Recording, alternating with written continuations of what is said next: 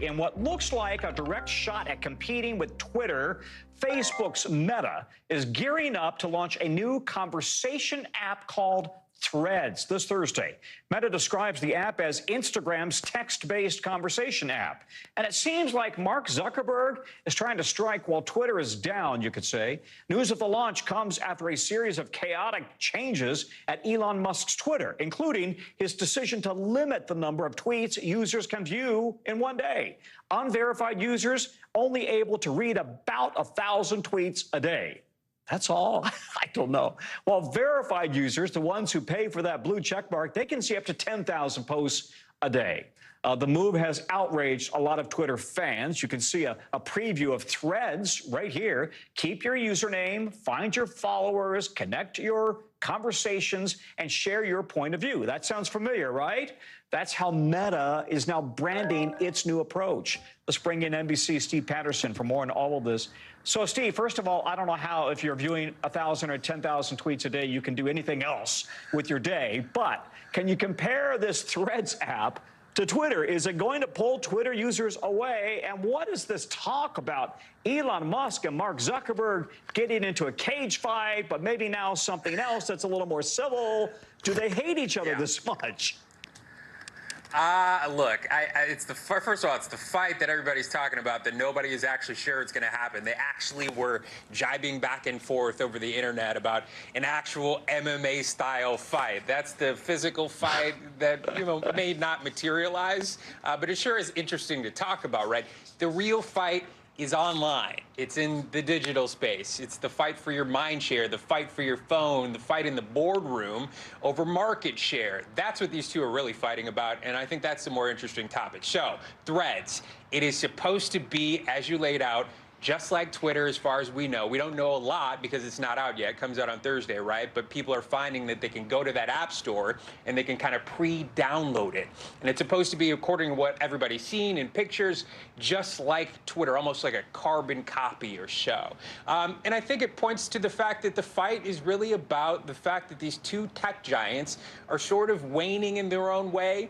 And a lot of these tech operators that have systems that are sort of Twitter-likes are smelling blood in the water, and Zuckerberg is one of them. After all these controversies with Musk in the workplace, with limiting the views now, putting everything behind a paywall is sort of a big one, and that's sort of the reason why these things may be coinciding, people feel. Zuckerberg feels like he can step in and say, hey, here's an alternative. It's called Threads. It's great. He pitched it as a sanely run platform. That is a literal quote from Zuckerberg. So you can tell sort of where the focus is. Will it work? We don't know. I think we're going to learn a whole lot more on Thursday from the announcement and find out if people are actually willing to trade off. But you're talking about a space in Twitter that has such a huge market share. So many people are on it. So many people's lives and work lives are embedded with it. I think it's going to be a difficult task, but he's not starting from zero. This is Instagram threaded into this new app that could already have a built-in user base. We'll have to see. Big egos. I don't know. Zuckerberg looks more ripped to me than Musk. I'd put my money on Zuckerberg. But listen, Twitter co-founder Jack Dorsey tweeted a pic of the data that users will have to share for Threads, to which Elon Musk replied, highlighting it to his 150 million followers. So is Twitter's private policy really any different? And do consumers even care about privacy at this point? Well, yeah, I mean, they are different as far as sort of the direct way that Facebook collects data and shares it versus more the indirect way that Twitter may do it. But I mean, as far as you and I are concerned, we should all know that all of these tech companies have something on us. They're all collecting our data. Do people care? I don't know. I mean, I feel like we're in a new sort of digital age where you have these digital natives and Generation Z that is coming up. They just want a user-friendly interface to where they can interface their content in an easy way. And I think that's what these tech companies have found. That's the way they operate. And collecting data is big business. I think they're going to do it regardless of the stink that we all raise. Tom? All right, buddy. Thank you. Steve Patterson following the cage fight out there in L.A. Let's get you over right now to the 5 things, our team thinks that you should know about. Number 1, NATO's Secretary General is staying on the job for another year. Norwegian Jens Stoltenberg's term has now been extended through October 24. He's been in office since 2014, making him the second longest serving Secretary General. NATO was supposed to name a successor in about a week, but the countries could not agree unanimously on a replacement, and they all really love Jens. Number 2, for the first time, CTE, that's chronic traumatic encephalopathy, that has been diagnosed in a female professional athlete. As you know, it's a degenerative brain disease that many experts believe is caused by repeated head injuries. The latest Australian rules football player, Heather Anderson, was diagnosed with CTE. Experts say it could lead to a greater focus on researching that ailment in women. Number 3, take a look at this. The Ubinas volcano is spewing ash in Peru. Explosions up to 1,800 feet high. It's the most active volcano in Peru. More than 2 million, make that 2,000 people, live in nearby villages. Shelter houses have now been set up for the evacuees. Number 4, stamp prices are up. First class forever stamps will be 66 cents starting Sunday. That's up from 63 cents. And it's the second stamp price hike this year.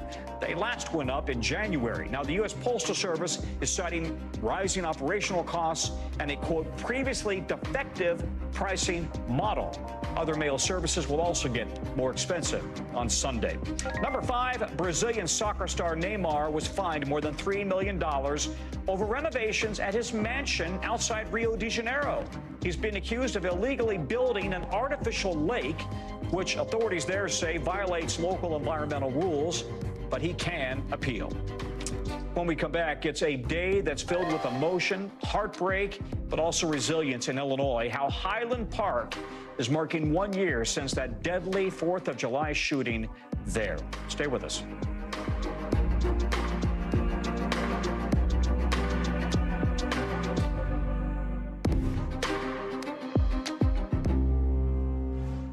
Thanks for tuning in. I'm Gotti Schwartz. Here are the stories we're following tonight. Storms keep coming here in California. The U.S. government just declassified this video. A lot more stories trending like crazy on social media. A controversy pitting lawmakers against young voters. What's the state of crypto today? What is going on when we're looking at trends there? Another mind-bending story on artificial intelligence. This is what my voice sounds like when I clone it. That wasn't me. You gotta see this. Stay tuned now. Weeknights at 8 Eastern, 5 Pacific on NBC News Now. Just behind me, hundreds, if not 1,000 migrants waiting under the blazing sun. All these people here are going to be asking for asylum. It's a very critical situation. Thanks for tuning in. I'm Gotti Schwartz. Here are the stories we're following tonight. Storms keep coming here in California. The U.S. government just declassified this video. A lot more stories trending like crazy on social media. A controversy pitting lawmakers against young voters. What's the state of crypto today? What is going on when we're looking at trends there? Another mind-bending story on artificial intelligence. This is what my voice sounds like when I clone it. That wasn't me. You gotta see this. Stay tuned now. Weeknights at 8 Eastern, 5 Pacific on NBC News Now. Good morning, please. Good morning, Mr. President. Very in question. We pride ourselves on the ability to turn on a dime. We've got breaking news. Sometimes there are no words. The flashbangs are continuing to go off. What emotions go through you as you're watching these girls? These are really important moments in our history, and people remember who shared that news with them. News lives in the now. Look at this. You can't even see anything anymore. Let's break down what we know. You gotta see this. News for the generation of now is NBC News Now.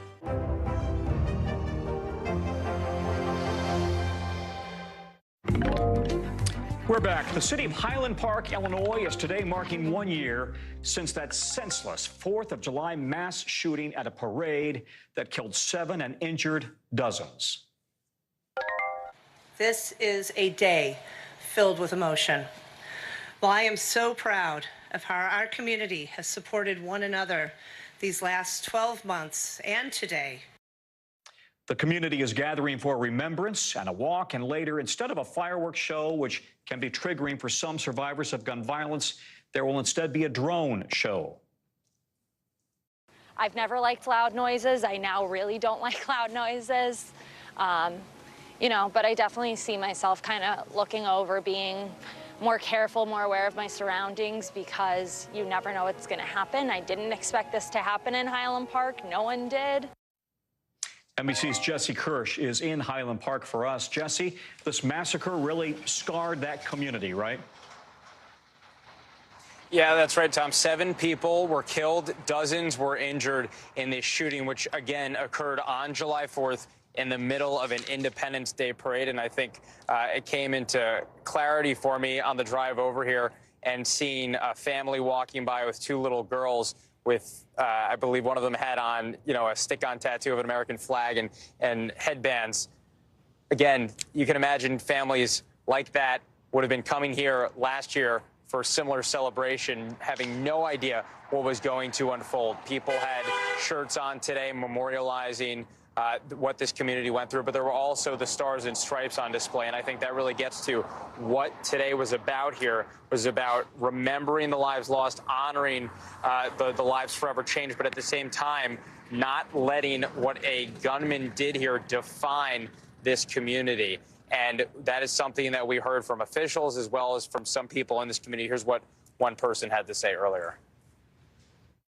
The last thing I want is for this to ruin a great tradition.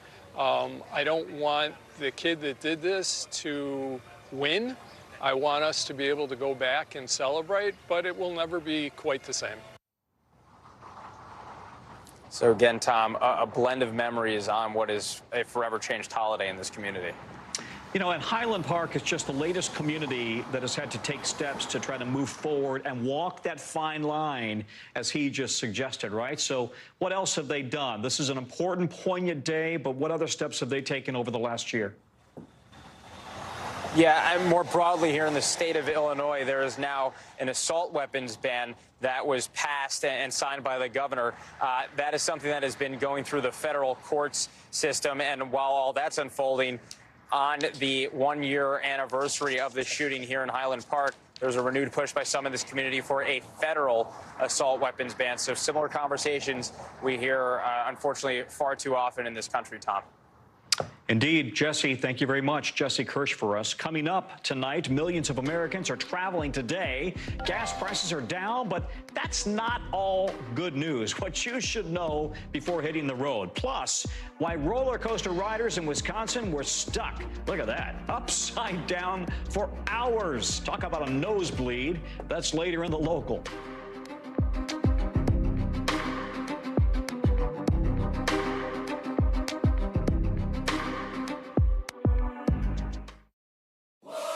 Good morning. Welcome to Today. Every day. We are adding to the star power in our studio. The biggest names, only on Today. See, it worth coming in this early, right? Everybody, it's Today. Like I won the lottery. How do you feel at this age, this stage? Liberated. We're just getting started, folks. Ain't no stop with us now. The boys are back in town. Boys are back in town. It's a miracle. It's a miracle. This has been fantastic. Everything and everyone you're talking about, only on Today. Your music is so familiar. What do you think when people start humming back your tunes? How you doing, Lester?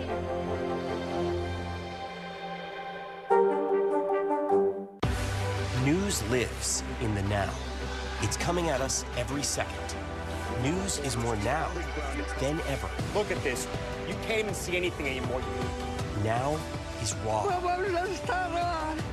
Now is real. The Fed's decision today, help us translate that into very plain English. Now is constant.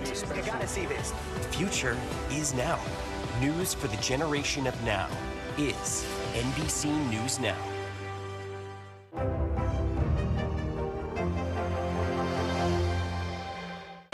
News for the generation of now is NBC News Now. What is going to happen now? Going back and forth because they... Oh, yeah, this is it, right? Thanks Thanks for tuning in. I'm Gotti Schwartz. Here are the stories we're following tonight. Storms keep coming here in California. The U.S. government just declassified this video. A lot more stories trending like crazy on social media. A controversy pitting lawmakers against young voters. What's the state of crypto today? What is going on when we're looking at trends there? Another mind-bending story on artificial intelligence. This is what my voice sounds like when I clone it. That wasn't me. You gotta see this. Stay tuned now. Weeknights at 8 Eastern, 5 Pacific on NBC News Now. Your music is so familiar. What do you think when people start humming back your tunes? How you doing, Lester?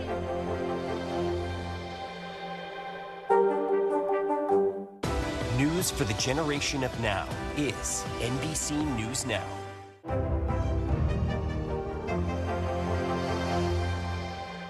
News lives in the now. Look at this. You can't even see anything anymore. Let's break down what we know. You gotta see this. News for the generation of now is NBC News Now. The fire has grown leaps and bounds. What you see behind me is typical. How you doing? Pretty bad. News for the generation of now is NBC News Now.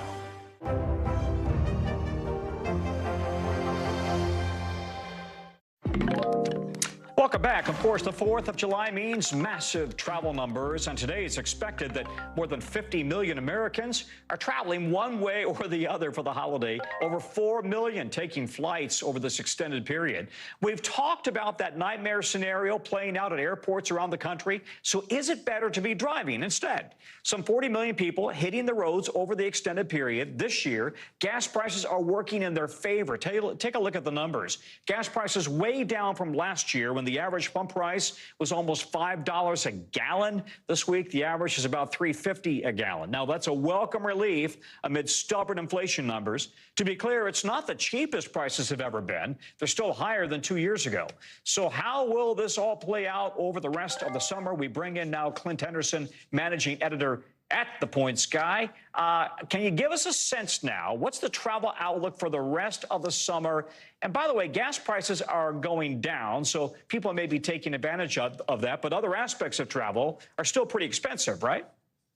Yeah, it's actually not only sold out this summer, but it's also really expensive. Now, gas prices are helping a little bit. In fact, airlines are seeing cheaper fuel prices, which eventually could mean slightly smaller ticket prices for passengers. But in general, it's boomtown USA when it comes to travel. All right, now back to the gas prices here. They're cheaper than a year ago, but you know, I'm a bit of a geek on this stuff, and I looked up the inflation-adjusted gas prices numbers, and we actually paid more in the 1980s. I mean, even in the late 70s, all the way through the 80s, we paid more on an inflation-adjusted basis. But this is a pocketbook issue that hits everybody every day, right? So how can we save at the pump? Are we talking special credit cards, different car rentals? What do you recommend? Oh, there's all kinds of tools in the toolbox, and it's kind of fun to try to maximize the discounts. You can stack things. There's all kinds of tricks you can do. First thing I would say is if you go to the same gas station over and over, make sure you're signed up for their rewards program. Shell has a fuel rewards program. You just want to make sure if you're joining those programs that you're not paying more at the pump just to go to a certain brand of gas station. So watch that. But you can also get a credit card that gives you cash back or points back for gas purchases. That's a way to put something back in your pocket for all that money you're spending on gas. And then there's apps like Gas Buddy. You can even just do a Google search, cheapest gas. There's all kinds of ways you can find the best price per gallon. And then if you stack that with a fuel rewards program and a credit card, you're maximizing your spend. Also, those big box retailers, a lot of them have gas programs where gas is substantially cheaper. So there's things to do out there.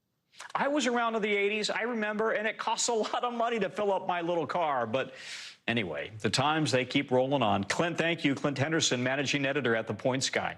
NBC covers hundreds of stories each day because you couldn't possibly read, watch, or listen to all of them. Our bureau teams have done it for you and for me. This is what they tell us is going on in their regions. We call this segment The Local. So from our Northeast Bureau, a woman from Massachusetts who was reported missing was rescued after she was found stuck in the mud at a state park. Police say she'd been trapped, apparently, for a long time, for days before hikers found her. Police got to her with their ATVs. They said she was conscious and alert when they pulled her out. From our Midwest Bureau, Wisconsin, actually, imagine this, stuck upside down for hours on a roller coaster. The coaster just stopped mid-ride. That, according to our local affiliate. Emergency crews rescued the riders. The fire department says there was a mechanical failure, even though the ride was recently inspected by the state. And back out to our Northeast Bureau again. The show must go on, right? Or at least the hot dog eating contest. After a rain delay, superstar Joey Chestnut ate his way to another win at Nathan's famous 4th of July hot dog eating contest on Coney Island. Where else?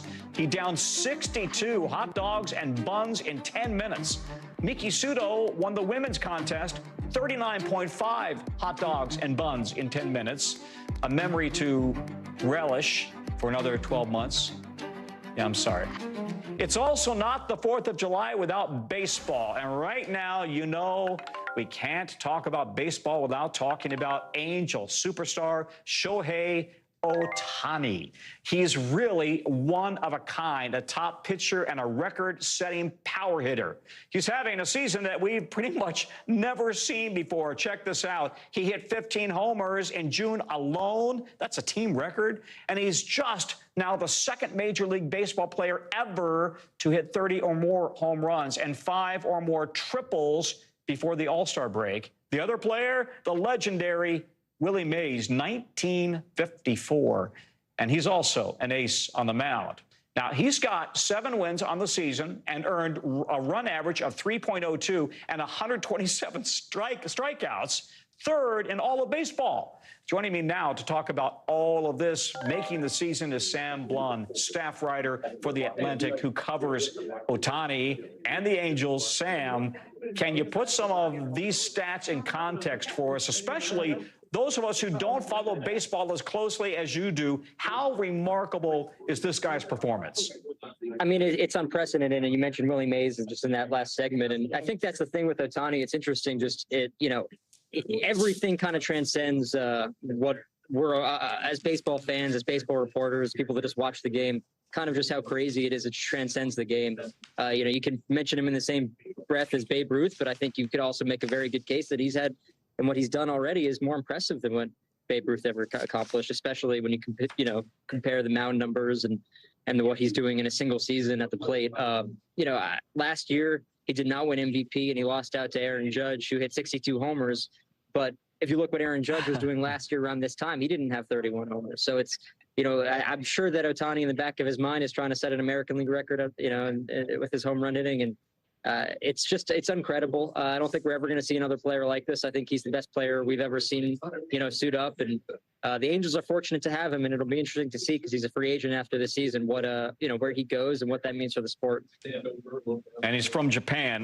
What a great story. Not to put a damper on things, but we learned today that fellow superstar Mike Trout went on the injured reserve list with a broken hand. Does that mean that Ohtani might get fewer good pitches to hit and maybe slow down his record-breaking year?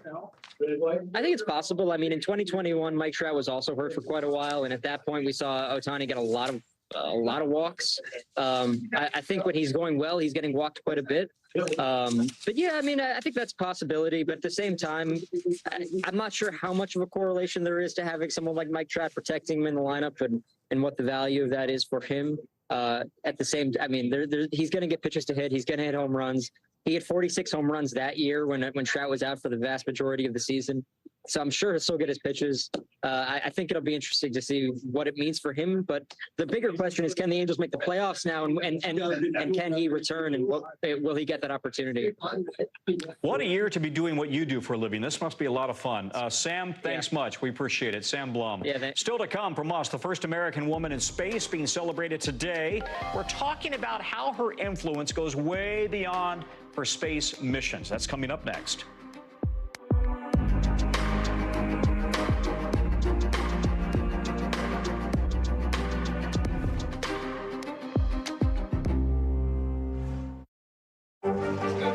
What is going to happen now? Going back and forth quickly. Oh, yeah, this is it, right?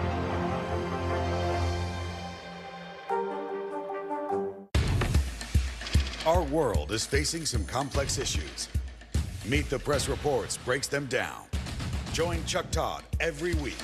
Instead of trying to cover a lot of topics in one episode, we're going to focus on one and take a deeper look at how it impacts America. With expert analysis and in-depth discussions, exploring and explaining the critical stories that affect our future. Meet the Press Reports, Fridays at 10:30 p.m. Eastern, streaming on NBC News Now and on demand on Peacock and YouTube. News lives in the now. It's coming at us every second. News is more now than ever. Look at this. You can't even see anything anymore. Now is raw. Now is real. The Fed's decision today, help us translate that into very plain English. Now is constant. You gotta see this. Future is now.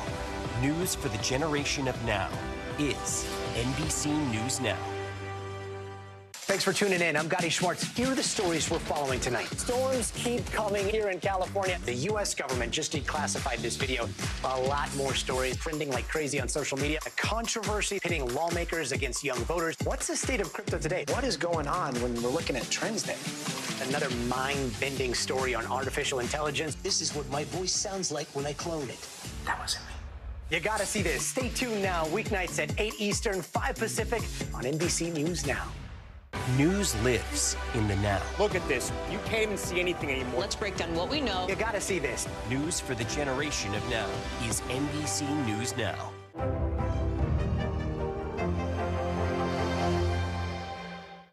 News for the generation of now is NBC News Now. News lives in the now. Look at this. You can't even see anything anymore. Let's break down what we know. You gotta see this. News for the generation of now is NBC News Now. The fire has grown leaps and bounds. You see behind me is typical. How you doing? Pretty bad.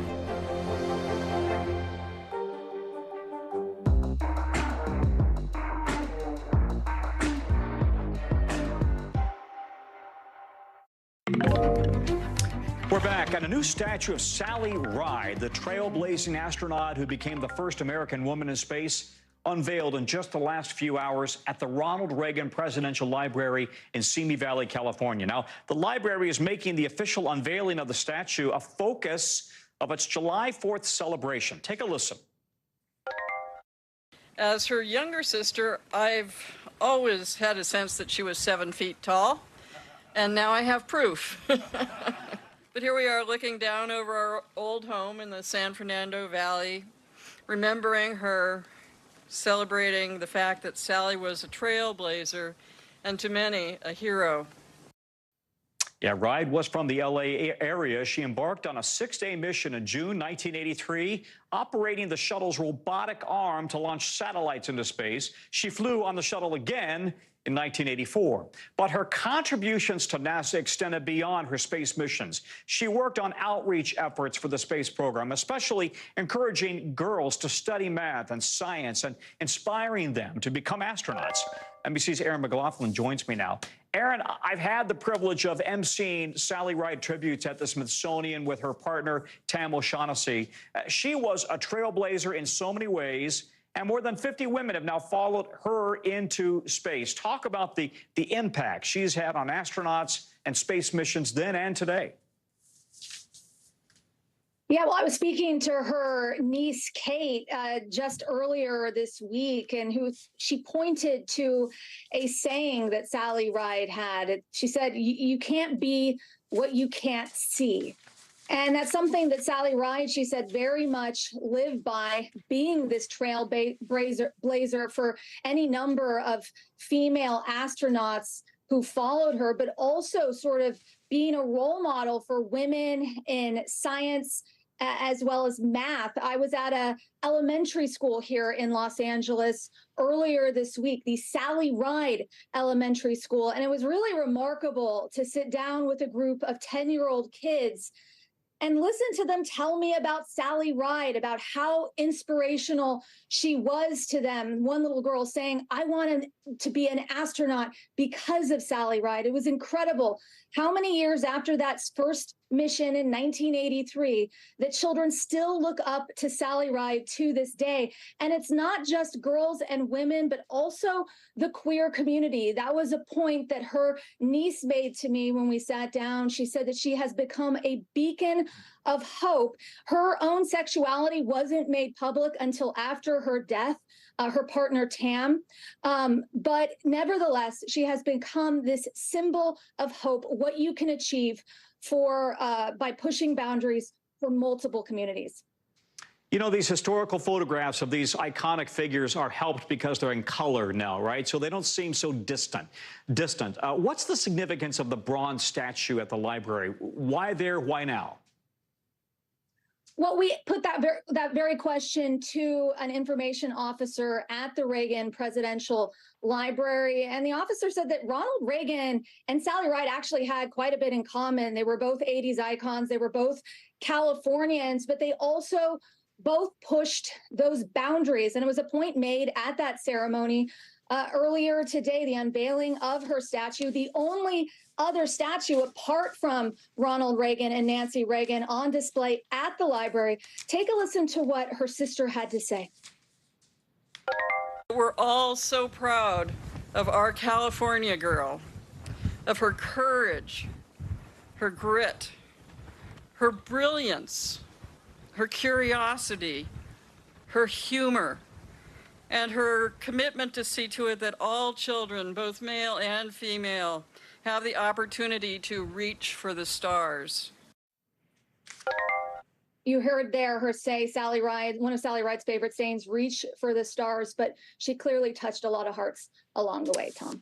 Yep, she was an icon. Aaron, thank you very much. Finally, from us tonight, becoming an American citizen and on our nation's Independence Day. Every year, hundreds of thousands of people become naturalized U.S. citizens. In 2021 alone, it was more than 800,000 people. Being a part of that ceremony is memorable. It was for my wife. But becoming a naturalized citizen on the 4th of July must be at a whole different level, right? So that's what we heard from some of the 73 people who became U.S. citizens in New Hampshire today. They came from 38 countries, waiting for their name to be called to get their hands on that naturalization certificate, which not only makes them a U.S. citizen, but gives them an important right to vote. So here's some of what we heard from them, these new Americans, on the country's birthday. Congratulations, everyone. It's been a long process. You know, for me, it's been 5 years to go through the whole thing. Knowing that it's finally here is incredible. I got married, sorry, the baby, and I used to visit here. I love it here. Well, I'm so excited and probably to become a U.S. citizenship. It is a amazing country. We are a nation of immigrants, and the event that is happening today just reinforces that. We're a melting pot. It means a lot. It's been here 13 years, and I can't wait to become a citizen and be able to vote. I know a lot of the issues that are going on, and I know a lot of the issues that affect every American, and that affects people that look like me. And I think now I can play my part in just trying to make this country better for everyone.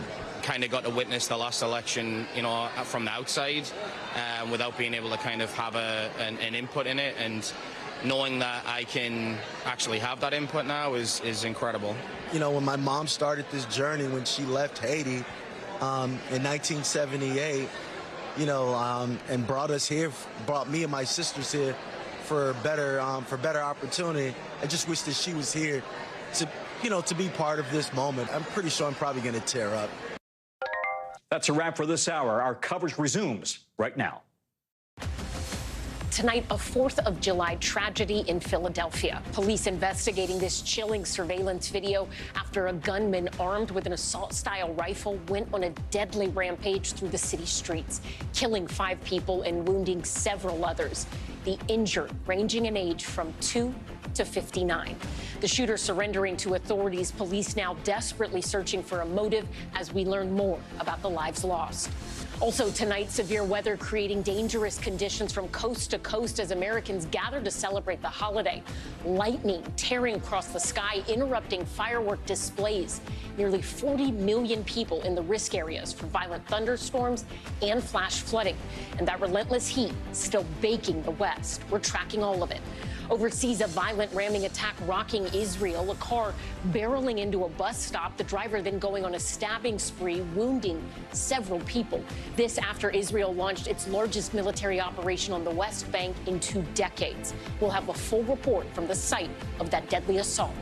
High-speed smuggler chase, police in Texas racing to catch a truck speeding down the wrong side of the highway. The dramatic moment officers finally caught up and who they say jumped out of that vehicle. Plus, pulled from the flames, dramatic video showing the moment a Georgia police officer broke open a window to rescue a woman trapped inside a burning car. And Twitter killer, the owner of Facebook and Instagram, launching a new app called Threads that will allow public text-based conversations. Why some tech experts think this could spell the end of Twitter and how soon you can download it on your phone. Top Story starts right now.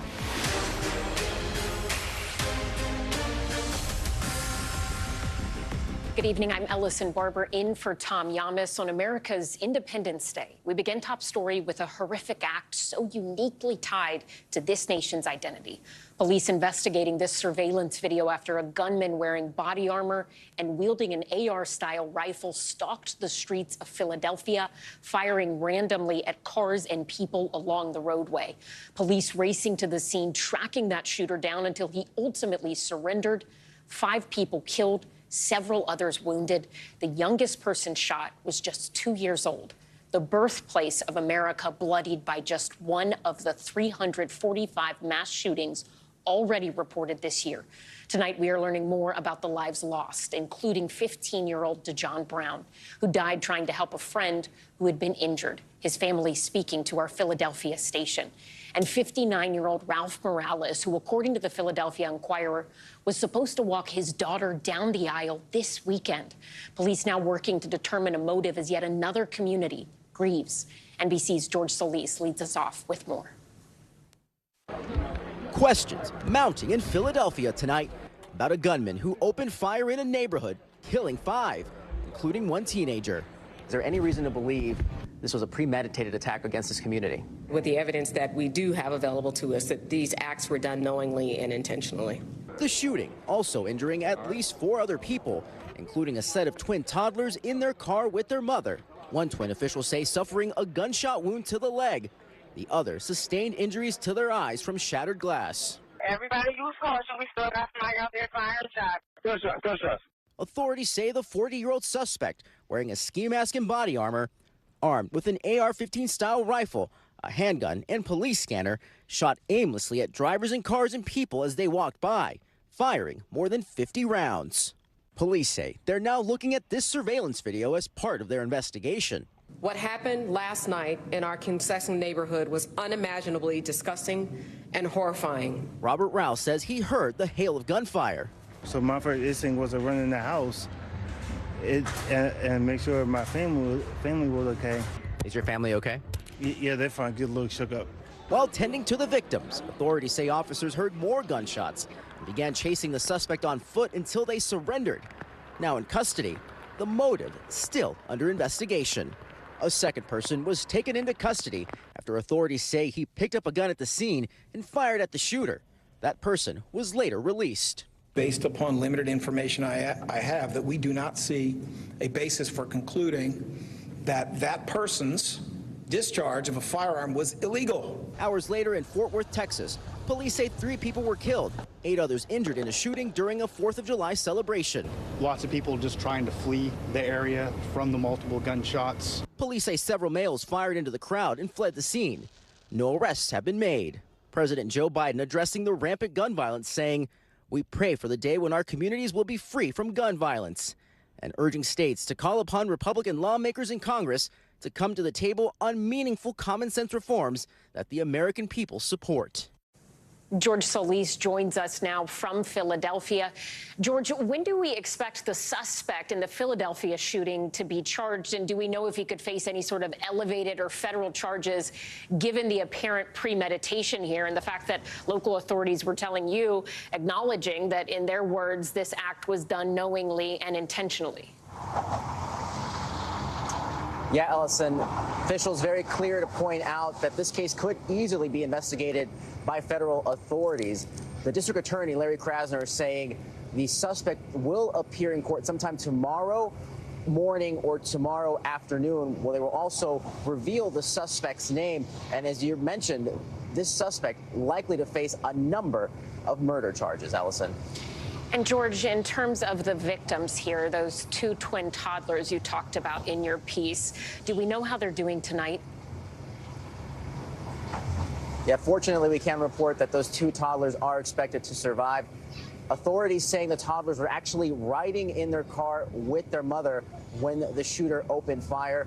One of those toddlers receiving at least one gunshot wound to the leg, the other sustaining eye injuries as a result from the glass shattering in the car. Really harrowing stuff, Allison. George Solis, thank you. The other big story tonight, another round of extreme weather hitting the U.S. today from coast to coast, threatening 4th of July fireworks and celebrations. NBC's Emily Aketa has the latest on the storms and the flight problems that continue to plague travelers as they get set to head home for the holidays. Even as stormy skies sweep across parts of the country, Americans' patriotism shining through this Independence Day. Happy 4th! Love you! God bless you! This 4th of July parade pressing on in Connecticut, while the Twin Cities got their own kind of light show Monday. And in our nation's capital, torrential rain clearing up just in time for today's parade. But many quintessential Independence Day events weren't as lucky. As soon as we saw that first lightning, that's it, cut it off. Nathan's hot dog eating contest delayed as thunderstorms slammed New York City. Nearby, fire officials say 2 people were rushed to the hospital after a lightning strike in Coney Island. As sweeping storms continue, so does the travel chaos. More than 3,000 flights delayed today and more than 400 canceled. In parts of the South and out west, it's the record-breaking heat hampering the holiday. Many turning to America's shorelines for relief from triple-digit temperatures. How am I keeping cool? Jumping in the water and a whole lot of liquor. An oppressive heat fueling ferocious wildfires in Arizona and Washington. Between the wildfire and thunderstorm threats, many wondering whether the hallmark of the holiday will be a washout. Forecasters say fireworks should be a go in most of the West, while severe storms will threaten events in the country's midsection. And along the East Coast, it will be hit or miss, with a chance of isolated showers and lingering storms. Residents in New York holding out hope for the nation's biggest fireworks show. I hope the storms do not get in the way. We'll probably just don an umbrella or a poncho if it comes to it. Emily joins us now from outside here in Manhattan. Emily, New York City hosts the largest firework display in the country on July 4th. What is the latest there? Dare I say it, will the show go on? Well, everyone is certainly hoping that will be the case. Ellison, good to be with you. While earlier today we saw bouts of lightning, some pretty serious winds, even localized flooding. Event organizers are hopeful we will see the Macy's July 4th fireworks play out later this evening. Rain or shine, barring any severe conditions. Not far from me on the East River, there will be more than 60,000 shells launched from barges to light up the night sky. And as you mentioned, the nation's largest fireworks display this July 4th. And Emily, while we have you, for people who are already looking ahead to how they get home, a lot of people have seen airport delays, disruptions in recent days. What should people coming home expect? Yeah, absolutely, Ellison. Just today, we saw all 3 of New York City's major airports experience a ground stop. We could see more travel delays tomorrow with more than 30 million people, particularly in the Midwest, in the line of severe weather tomorrow, just as so many people will begin to make their way home from the holiday. Ellison? Emily Aketa, thank you.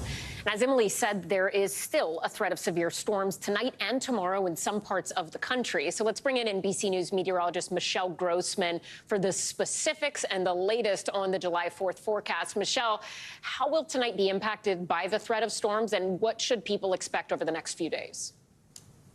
Hi there, Ellison. Well, we remain very unsettled in the east. Even just taking a look at radar, you can see lots of lightning across the east from the middle of the nation into the northeast, the mid-Atlantic, the southeast. The good news is, though, we expect in places like New York City, Philadelphia, D.C., as the sun begins to set, we're going to lose the power for the storm. So we are expecting dry fireworks. But looking at radar, we are very active right now in the middle of the country. We are looking at the chance for severe storms. So still tonight, 13 million people at risk for winds gusting up to 60 miles per hour, some damaging hail. Could see a few tornadoes or two, especially in the middle of the country where you see the yellow and the orange shading. So places like North Platte, Colby, Dodge City, into Denver, we are tracking the chance for some severe storms. How will this affect the fireworks? Well, we're expecting places like Boston, New York City, D.C. to be dry, also Philly. Could see some showers and thunderstorms in portions of the Gulf Coast states, certainly in the middle of the country where I just showed you, parts of Colorado and Denver, expecting some soggy conditions there. The West Coast, we're going to be warm in Phoenix, but we're going to be dry. That's the good news. And then as we look towards tomorrow, Emily sort of pointed this out, in portions of the middle of the country into the Midwest, the plains, into the Rockies, we are expecting the chance for some strong storms. That's going to impact some travel, especially with a major hub like Chicago. Back to you. All right, Michelle Grossman, thank you. Now to the escalating violence in the Middle East. The Palestinian militant group Hamas claiming responsibility for a car ramming attack in Tel Aviv, an attack that left 9 people injured. It comes after at least 12 Palestinians were killed in the biggest Israeli military operation in the West Bank in almost 20 years. Matt Bradley is on the ground for us tonight. For Palestinian militants, this was payback. This security video shows a 20-year-old Palestinian ramming pedestrians with his car. He then gets out and tries to stab several people before an armed civilian shoots him dead. The Palestinian militant group Hamas claimed and praised this rare attack in Tel Aviv that injured 9 people, calling it an initial response to an Israeli attack on the West Bank city of Jenin, where Israel has launched its largest military operation in the West Bank in 2 decades, killing at least 12 people and pushing thousands more to flee. But Palestinian youth are fighting back with rocks, Molotov cocktails, and small arms. He says the Israelis are firing missiles, using armored cars and live ammunition, throwing everything they have. During our interview, Israeli forces unexpectedly pushed toward our position to clear the area. The Israelis are coming in with their armored vehicles, and in front of them, an armored bulldozer to take out all of this. And they're exchanging fire with Palestinian youth. The city now shrouded in smoke from burning fires and plumes of tear gas fired by the Israelis. Israel's operation here is aimed at clearing one part of this city, a Palestinian refugee camp, from what Israeli officials here say is a persistent military threat. But as far as Israeli Prime Minister Benjamin Netanyahu is concerned, this massive 2-day raid has been a success. We are completing the mission, Israel's Prime Minister said, but this is not a one-time operation. We will continue to uproot terrorism. Matt Bradley joins us now from the West Bank. Matt, you mentioned in your piece that a Hamas official called the ramming attack in Tel Aviv an initial response. Are we expecting any further retaliation right now? I mean, that's the million-dollar question here. Is this going to be confined just to Jenin, or is this going to break out in other places elsewhere in the West Bank? Or could we start to see Hamas firing rockets from the Gaza Strip, as has happened in the past, instigated by events here in the West Bank? That's something that, a lot of folks here are worried about, Ellison. And Matt, you have extensive experience reporting in the Middle East. From what you have seen being in Jenin today and just being on the ground the last 24 hours, what has really stood out to you about all of this? And moving forward, what should people be watching for? I think that what's really stood out to me, Ellison, is just the scale of the operation that the Israelis have launched inside Jenin. This is the worst violence, or the biggest incursion we've seen in Jenin by the Israelis, or really in the West Bank, for 20 years, ever since the Second Intifada back about 20 years ago. So, this is something that really kind of is tipping the scales, and it really is all about Netanyahu, who has just retaken power. And now he is empowered by his own cabinet, who are all mostly right-wing Israeli leaders. So with that kind of political firepower behind him, it's unclear what Netanyahu could do next. Ellison? Do we have any indication, Matt, of when this could end? I mean, do we expect the Israelis to expand their operations in Jenin? Well, that's what we heard from Netanyahu. He said essentially that it was mission accomplished, but, that he could still launch further incursions into either Jenin or other places in the West Bank. So again, that's really the big question here. We don't know. And because Netanyahu is so empowered right now by this right-wing government, he could do quite a lot of things. A lot of his ministers, a lot of people, in Israel's political field have been championing this. They've been applauding this operation, and that means that there could be more violence to come. Ellison? Matt Bradley in the West Bank. Thank you. And in Russia, the State Department saying tonight the U.S. ambassador to Russia visited with Evan Gershkovich, the Wall Street Journal reporter who has been in jail there since March. A Russian government spokesman claims they are in talks with the United States about a possible prisoner swap. Let's bring in NBC News senior White House correspondent Kelly O'Donnell. Kelly, what more are we learning tonight about this visit from Ambassador Tracy and the possibility of a prisoner swap? Is the U.S. saying anything?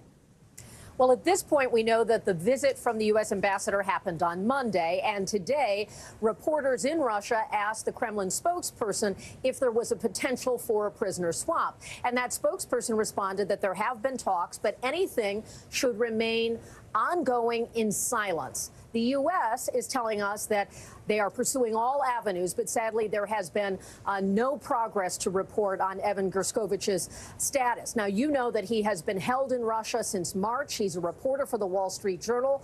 He is held on espionage charges. The U.S. says that's completely false, and he has been wrongfully detained. But so far, there is no breakthrough that the U.S. is talking about. But it was interesting that the Kremlin spokesman raised the prospect of a potential prisoner swap. A lot to watch there. Kelly, a bit of other news coming out of the White House tonight. Secret Service says they found a small amount of cocaine in a West Wing common area. What more can you tell us? Well, this is highly unusual, and there is now an investigation going on. This happened on Sunday night when a small plastic bag was found in an area that is in the West Wing where a lot of employees, visitors, guests would travel through that point. It's a common area, not an office. And this was tested on site with a preliminary test, and it was shown to be cocaine. Now it is in a lab getting further tests, and the investigation will include things like looking at surveillance cameras and logs for who has come through the area to try to determine when was it left there and who might be responsible for it. This is highly unusual because it is a secure area. Now, this happened on Sunday night. The president and his family were at Camp David when this happened, and we'll be following more details on this. But boy, that's an unusual occurrence. Ellison? All right. Kelly O'Donnell, senior White House correspondent. Thank you.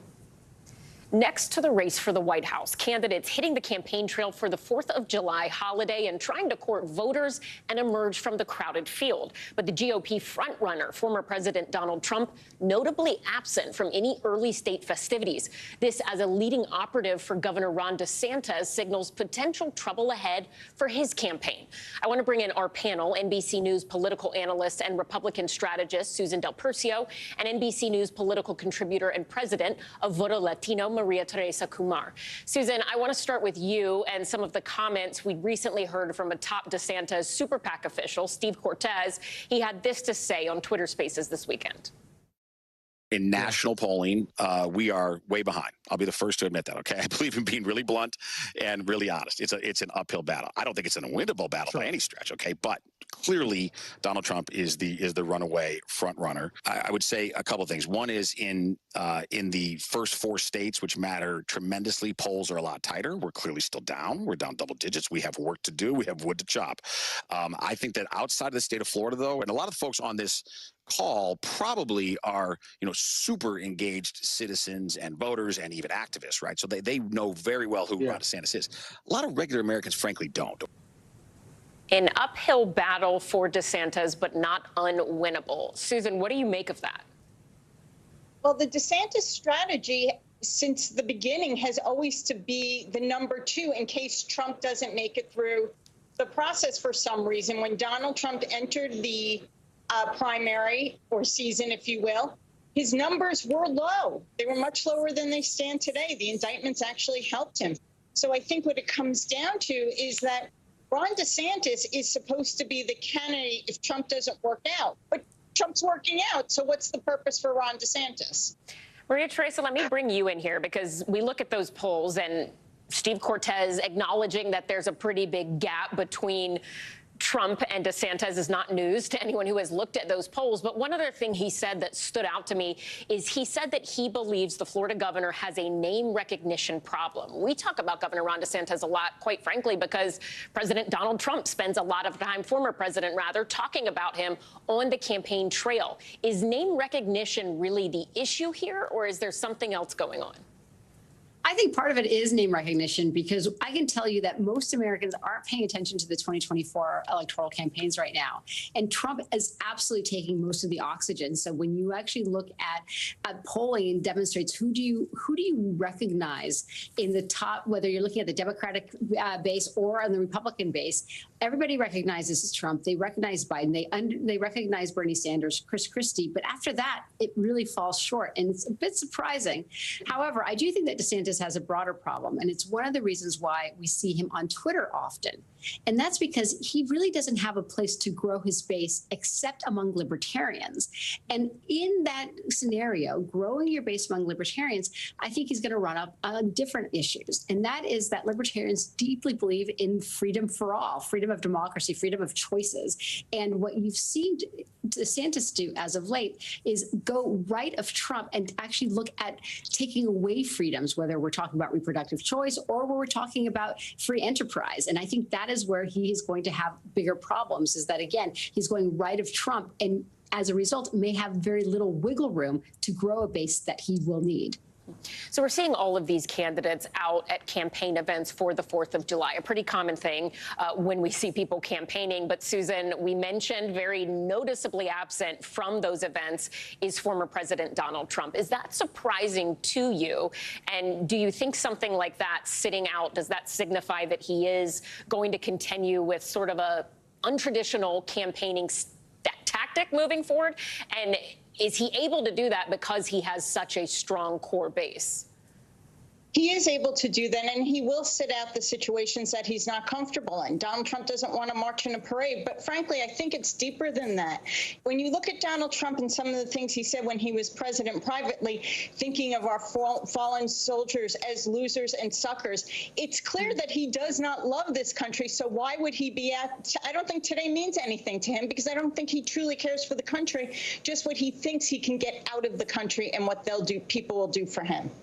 When we're looking at the Democrats, Maria Teresa, there was a Republican pollster recently who told the New York Times that President Joe Biden is branding himself in a way that this pollster felt GOP candidates will have a harder time villainizing. They said they couldn't villainize President Biden as much because, quote, it is hard to paint an 80-year-old white man as a flaming woke warrior. Break that down for us. In 2020, Biden labeled himself as the moderate guy, right? The unifier. Will that message work this time around? Well, I think that he no longer has to say it. He actually has legislation to prove it. Most of the legislation that we've seen passed in Congress and that he signed has been bipartisan, whether we're talking about the Infrastructure Rescue Plan, whether we're talking about the CHIPS Act, and the list goes on. And right now what we're seeing is he and the vice president feathering about the country and doing ribbon cuttings in places that matter, talking about broadband expansion, talking about lowering your prescription insulin to $35, cutting ribbons to implement bridges and roads and all those other things that Americans, just by looking, know that we desperately need. And so he's modernizing our infrastructure system while at the same time saying, look, I've done this in a bipartisan way. And the person in your district who is saying that they didn't vote for this, not only did they not vote for it, but I still saw that every single American deserved right to ensure that they had employment and that they had bridges and they had access to clean water. And we're here because we're demonstrating how different we are and reminding people what happens when there is bipartisanship in Congress and how he can continue taking that country forward.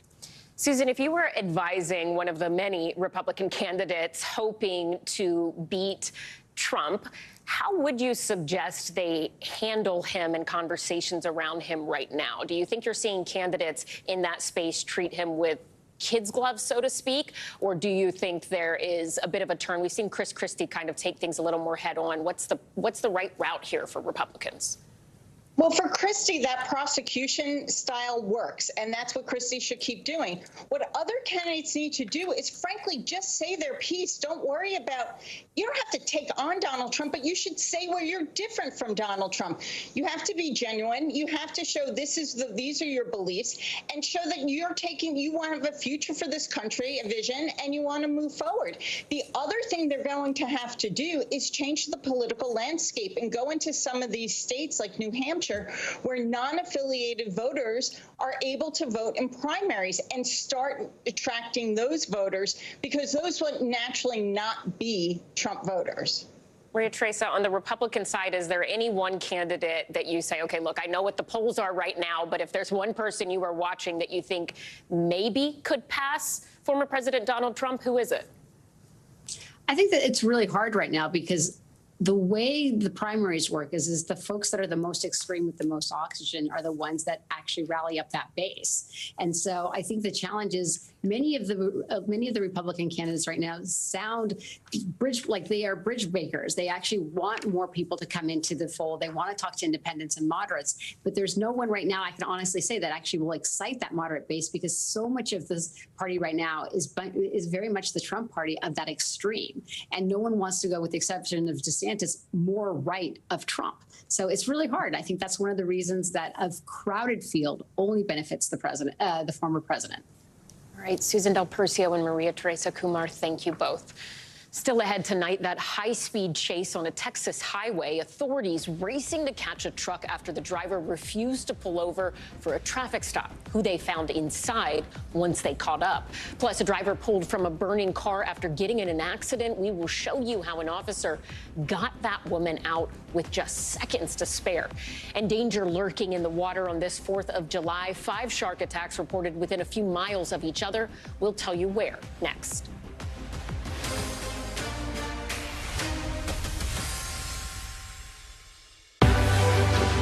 News lives in the